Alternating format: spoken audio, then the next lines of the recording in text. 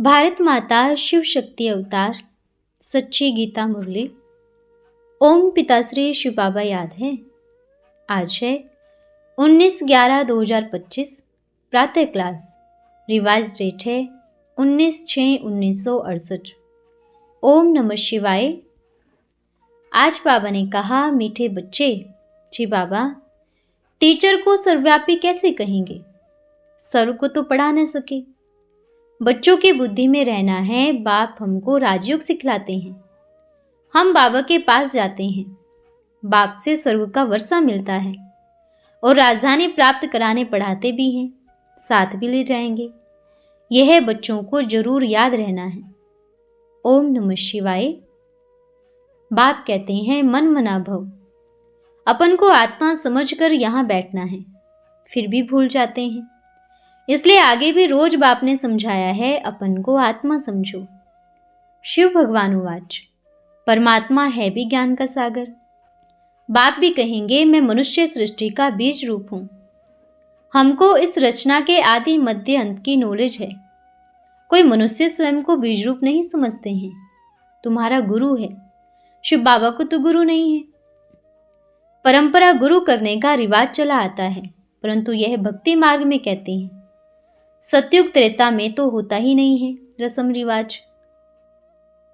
अभी तुम भी कहते हो हमने भी गुरु किया है। मनुष्य को गुरु करने का रिवाज है। अभी तुमको मिला है सतगुरु।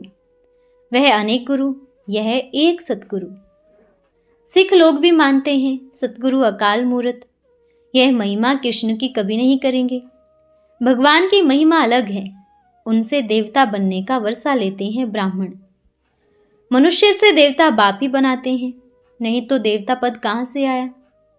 भगवान पढ़ाते हैं बच्चों को, जिससे इतना पद मिलता है।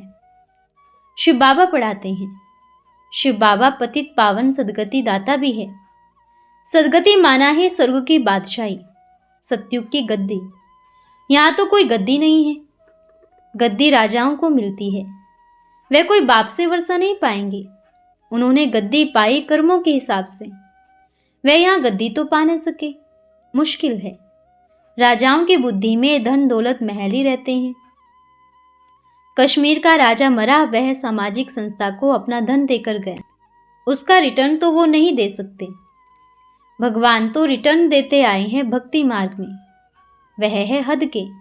अभी बाप रिटर्न देते हैं बेहद के। उनको वर्षा ही कहा जाता है। बच्चे समझते हैं भगवान पढ़ाते हैं, शिव बाबा पढ़ाते हैं, तो याद किया ना, मन मना भव हो गया। हम स्टूडेंट्स हैं। एम ऑब्जेक्ट है, हम नर से नारायण बनने आए हैं। टीचर को याद करो तो भी बात वही रहती है। बच्चे समझते हैं बाप ने पक्का कराया है, हम आत्मा अविनाशी है, हमारा बाप परमात्मा है। भक्ति मार्ग में भी उनको पुकारते रहते हैं, शिव बाबा कितना करते हैं। शिव काशी फिर कहते हैं विश्वनाथ गंगा। काशी वाला शिव विश्वनाथ वह तो ठीक है, गंगा फिर पिछाड़े में अक्सर लगा दिया है। यह भी तुम जानते हो शिव बाबा और यह नदियां पारसनाथ बनाती हैं। बाकी भक्ति मार्ग में तो है भटकाओं की बातें। तुम अभी शिव बाबा के कंठे पर बैठे हो, ज्ञान गंगाएं भी हो। कहाँ भी बैठो यह पक्का कर लो, शिव बाबा याद है और सृष्टि चक्र याद है। तुम लिख भी सकते हो 84 का चक्र याद है। शिव बाबा याद है, यहां जहां तहां लिखा हुआ हो तो याद रहेगा। दिन प्रतिदिन एडिशन होती जाती है। जबकि हम बाप के बच्चे हैं तो बाप स्वर्ग का रचयिता है, तो हमें भी स्वर्ग के मालिक होने चाहिए। सभी एक बाप के बच्चे हैं, तो क्यों नहीं हम भी मालिक बने? सो तो पढ़ाई से बनेंगे ना। बाप भारतवासियों को ही पढ़ाते हैं। बाप ने कोई समय में वर्षा दिया है, इसलिए हर वर्ष शिव जयंती मनाते हैं। किस लिए मनाते हैं वह समझ नहीं सकते हैं। शिव बाबा ने आकर स्वर्ग का मालिक बनाया। तुम जानते हो शिव बाबा आकर पढ़ाते हैं तो उनसे पहले वर्षा श्री कृष्ण को मिलता है। प्रिंस प्रिंसेस राजा रानी बनते हैं और प्रजा भी बनती है। हम राजा बनते हैं तो प्रजा साहूकार गरीब आदि भी बनेंगे। यह बातें बाप बच्चों को समझाते हैं, इसलिए कि याद कर फिर औरों को रास्ता बताओ। आबू में प्रदर्शनी पहले भी रची थी, जो फिर रचे हैं औरों को रास्ता बताने के लिए।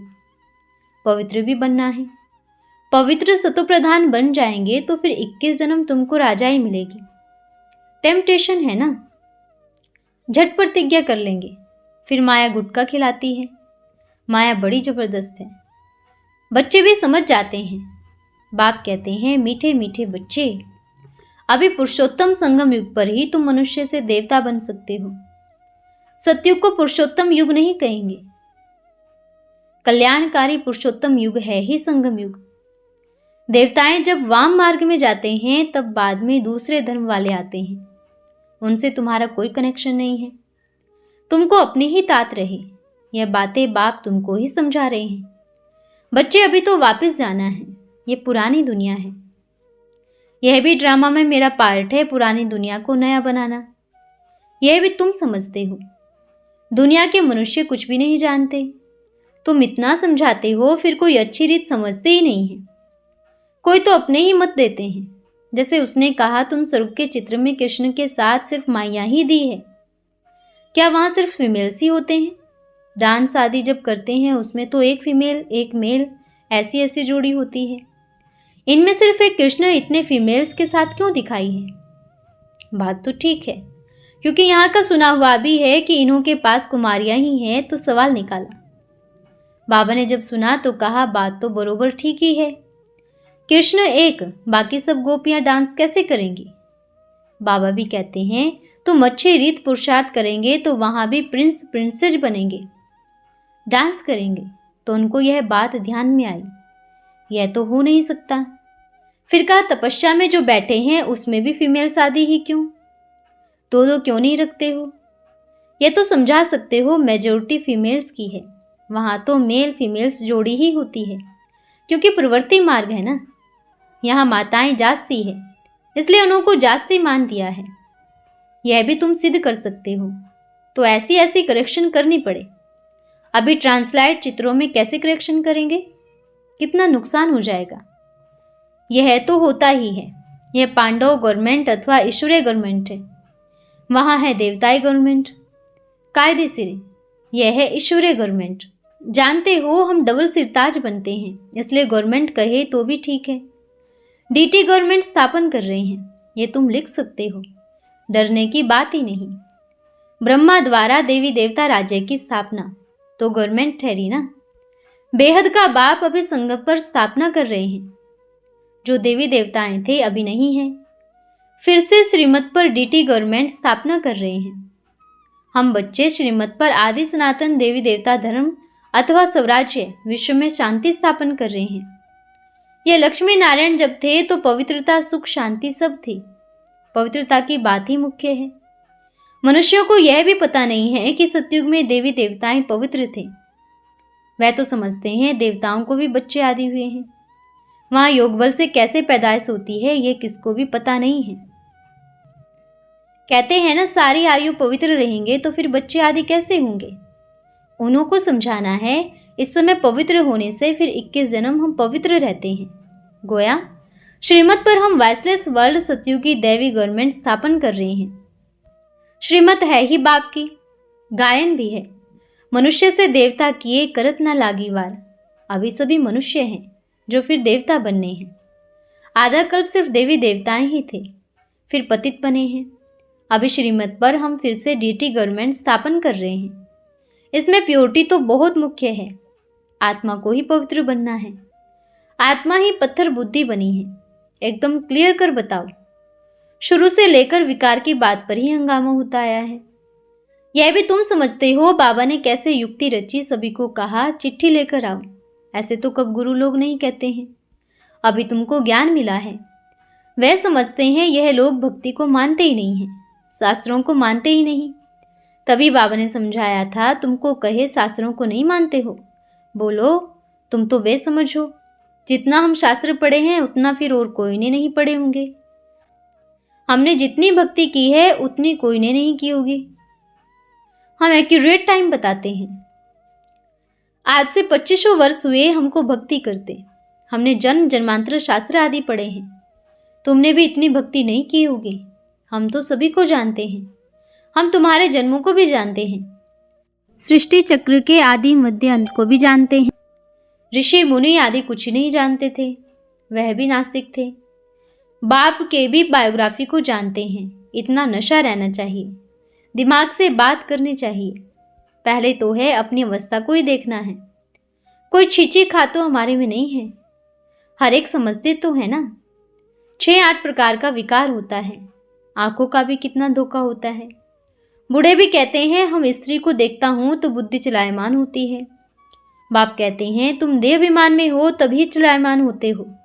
इसमें पाप नहीं है, परंतु यह भी नहीं होना चाहिए। तुम कर्मेंद्रियों से नहीं करते हो तो पाप नहीं है, कर्मेंद्रियों से ऐसा कुछ काम किया तो पाप बन पड़ेगा। वास्तव में तुमको देखना भी है आत्मा को। हम जानते हैं कि हम सभी आत्मा भाई भाई है। तुम बच्चे को भी समझाया जाता है सभी भाई भाई हैं, हमारा वह बाबा है। ये कौन सा बाबा है? आत्माओं का है या देह का बाबा है? यह है आत्माओं का बाप, जो हमारा बाप भी है, टीचर भी बना है, गुरु भी बना है। वंडर है ना। लौकिक संबंध में बाप, टीचर, गुरु सब अलग अलग होते हैं। टीचर्स भी तुम कितने करते हो, वह भी व्यभिचारी हो गया ना। यहाँ तो एक ही है, बाप एक ही अविनाशी टीचर है। नहीं तो बुद्धि तीनों तरफ जाती है।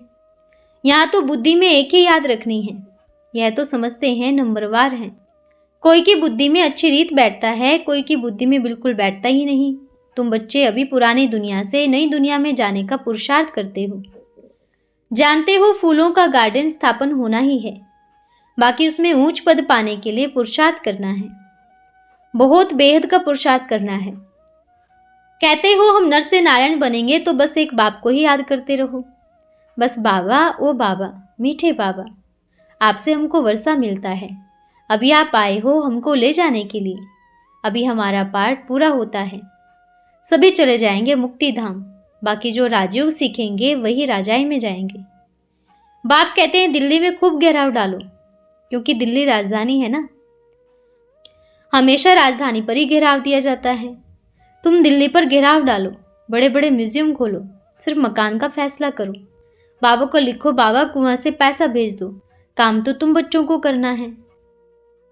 दिल्ली कैपिटल को हाथ किया तो सभी हाथ आ जाएंगे। मकान रॉयल लो, 4, 6, 8 म्यूजियम खोलो। बाबा मना नहीं करते हैं, खोलो ऐसे बग्गे से, भल कोई भी मदद ना देवे। बाबा कहते हैं मैं सावल शाह हूँ, कल्प पहले भी बना था। यह सभी ड्रामा में नूंद है। तुम बिल्कुल बेफिक्र रहो, घेराव डालते रहो, होगा सब ड्रामा प्लान अनुसार। फर्स्ट क्लास सेंटर खोलो किराए पर, फिर बहुत ढेर तुम्हारे पास आएंगे, पूछेंगे खर्चा कैसे चलता है, कहाँ से आता है। अरे जो बादशाही करेंगे वही खर्चा निकालेंगे ना। जो ब्राह्मण देवता बनने वाले हैं खर्चा भी वही करेंगे। शिव बाबा तो बादशाह नहीं बनते हैं, हम बनते हैं, पैसा भी हम खर्च करते हैं। ब्राह्मण ही देवता बनते हैं, खर्चा भी तो वही करेंगे ना। तुम हो सोनपुट। बच्चे भी समझते हैं हम बेहद के बाप के बच्चे हैं, बाप भी समझते हैं बेहद के बच्चे हैं। इन्हों को गोद में ले जाना है।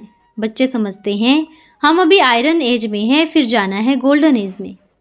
समझते तो सभी हैं, बाप बगैर कोई ले नहीं जाएंगे। लिखा हुआ भी है मामे कम याद करो, परंतु समझते नहीं हैं। कृष्ण को तो कब बाप, टीचर, गुरु कह न सके। बात बहुत सहज है, समझने और समझाने की। बाप है तो जरूर वर्षा देंगे ना। टीचर को सर्वव्यापी कैसे कहेंगे? सरों को तो पढ़ा न सके। पढ़ाते उनको ही हैं जिनको कल्प पहले पढ़ाया था, जो स्वर्ग के मालिक बनते हैं। बच्चों की बुद्धि में रहना है। बाप हमको राजयोग सिखलाते हैं, हम बाबा के पास जाते हैं। बाप से स्वर्ग का वर्षा मिलता है और राजाई प्राप्त कराने पढ़ाते भी हैं, साथ भी ले जाएंगे। ये बच्चों को जरूर याद रहना है। बेहद के बाप के सिवाय और कोई को बाप, टीचर, गुरु नहीं कहा जा सकता। बाप सभी आत्माओं का बाप है, वे टीचर बन पढ़ाते भी हैं। ये एम ऑब्जेक्ट है। यह बात बुद्धि में बिठाने से सर्वव्यापी की बात उड़ जाएगी। कहते हैं ना सतगुरु अकाल। सतगुरु तो एक ही है जो सदगति देने वाला है। गुरु नानक भी सदगति नहीं दे सकते, वह भी उनकी महिमा करते हैं। बाप की बुद्धि में सारा झाड़ की नॉलेज है। वैसे तुम बच्चों को भी बुद्धि में कायम रखना है। बच्चों के सिवाय और कोई की बुद्धि में नहीं है। इसलिए उनको पत्थर बुद्धि कहा जाता है। रचयिता और रचना का नॉलेज ही नहीं है। बाप समझाते हैं यह तमोप्रधान दुनिया है, इसमें दुख है। अभी तुम समझते हो, बाकी थोड़ा समय है, फिर 21 जन्म सुखी बन जाएंगे तो वह खुशी रहती है। अच्छा, रूहानी बच्चों को याद प्यार। हम रूहानी बच्चों के रूहानी माता पिता बाप दादा को याद प्यार और नमस्ते बाबा नमस्ते। धन्यवाद बाबा धन्यवाद। आज का वरदान है, निरंतर बाप की याद में रहने वाले श्रेष्ठ पुरुषार्थी भव। हर संकल्प श्वास में स्वतः बाप की याद हो। अज पर जाप चलता रहे, ऐसा पुरुषार्थ निरंतर हो।